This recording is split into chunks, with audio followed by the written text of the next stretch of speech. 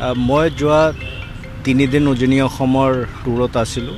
ইয়াত আমি যিখিনি আমাৰ অৰুণাচল আৰু নাগালেণ্ডৰ সীমামূৰীয়া অঞ্চল, বিশেষভাৱে য'ত ম্যানমাৰৰ পৰা কিছুমান মিলিটেণ্ট গ্ৰুপৰ মানুহ আহি কুঠাঘাতমূলক কাৰ্যসূচী হাতত ল'ব পাৰে, সেই অঞ্চল আমি ছাৰ্ভেও কৰিছোঁ আৰু আমি তাত যিখিনি একশ্যন ল'ব লাগে, প্ৰিভেণ্টিভ মেজাৰ্ছ যিখিনি ল'ব লাগে তাৰ বিষয়ে আলোচনা কৰিছোঁ।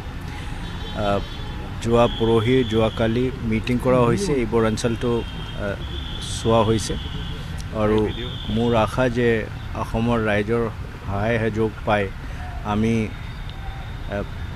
শান্তিপূৰ্ণভাৱে ৰিপাব্লিক ডেটো পাৰ কৰিব পাৰিম।